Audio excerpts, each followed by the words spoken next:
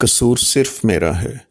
अगर कोई मेरे घर के दरवाजे से बाहर कूड़ा फेंक कर चला गया है और इस कूड़े भरे शॉपर से बाहर बिखरा हुआ कूड़ा मेरा मुंह चढ़ा रहा है, कूड़े में से पके हुए ख़राब सालन और बासी चावलों की लकीरें बाहर निकल चुकी हैं, इसमें से बू आ रही है, और अगर वो यूं ही 2 दिन तक पड़ा रहा तो जाहिर है कि उसमें कीड़े भी पड़ जाएंगे।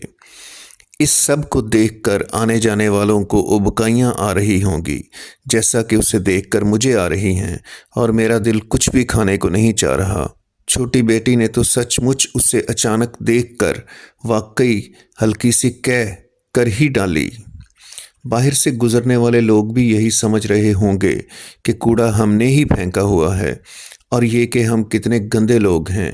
वो तो शुक्र है कि आज घर में कोई मेहमान या किसी बच्चे का रिश्ता देखने वाला नहीं आ गया, वरना मसला यकीनन गंभीर तरीन हो जाता। इस तमाम सूरत हाल को बेहतर किया जा सकता था कि अगर घर से कूड़ा उठाने वाला आज वक्त पर यानी दिन के 10 बजे आ जाता, लेकिन आखिर वो भी इंसान है और आज वो भी किसी वजह से ना आ सका था। इन हालात में बीवी गुस्से से कभी कूड़ा उठाने वाले को, कभी मुझे और कभी कूड़ा फेंकने वाले को कोसने दे रही थी। तो इस सारी सूरत हाल में मैं और मेरा ख़ानदान क्या करे? कूड़े को अगले दिन तक वहीं छोड़ने का मतलब था कि अपनी फैमिली समेत हर आने जाने वाले की नज़रों की नफ़रत सही जाए, या फिर तौन व करहन इस कूड़े को इकट्ठा करके और किसी शापर में डालकर या तो अपने घर के अंदर मौजूद कूड़े की टोकरी में एक दिन के लिए रख लिया जाए, और या फिर कहीं दूर वीरान जगह पर फेंक आया जाए। इस तमाम कोफ्त और मुआशरे की तकलीफ़ का ज़िम्मेदार आखिर कौन है? बस थोड़ा सा ही सोचने पर मुझे इसका जवाब मिल गया। इसका ज़िम्मेदार मैं खुद हूँ।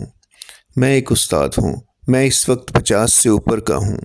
मैंने अपनी पूरी ज़िंदगी अपने बच्चों को अच्छी तालीम, उनके लिए अच्छे कपड़े, बेहतर खाना, अच्छी रहाइश और बेहतर तरीके से कुछ करीबी रिश्ते निभाने में गुजार दी, और लोगों के बच्चों को दिन रात अपने सब्जेक्ट की बारीकियाँ सिखाईं।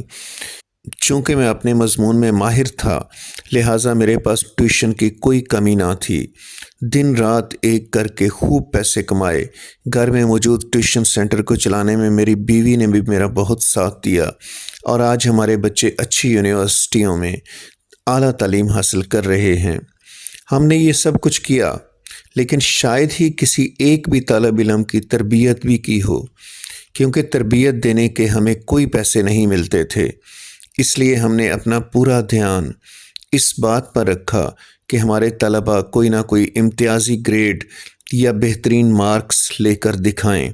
तो जब मैंने किसी बच्चे की कोई तरबियत की ही नहीं, मैंने उसे हलाल हराम की तमीज़ ही नहीं सिखाई, उसे बताया ही नहीं कि किसकी इज़्ज़त करनी है और किस तरह की कमाई खानी है और किस तरह की कमाई बड़े होकर करनी है, और ये कि दूसरों के हकूक़ का बढ़ चढ़ कर ख्याल रखना है और किसी को भी नाहक तंग नहीं करना। और अगर उस बच्चे के घर में मेरी मालूमात के मुताबिक हराम कमाई आ रही है, तो फिर भी उससे या उसके घर वालों से अपनी ट्यूशन की रकम खरीद करते जाना है। तो फिर 100% घर से बाहर पड़े कूड़े का, जो कि अगरचे किसी और ने ही फेंका है, मैं ही ज़िम्मेदार हूँ।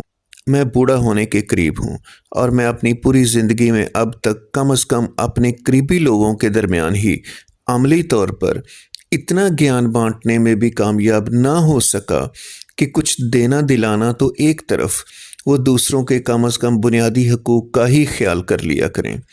मैं उस्ताद होने के नाते अपने इर्द गिर्द मौजूद लोगों के लिए एक रोल मॉडल था, लेकिन मैंने अमली तौर पर उन्हें सिर्फ यही सिखाया कि पैसा ही सब कुछ है।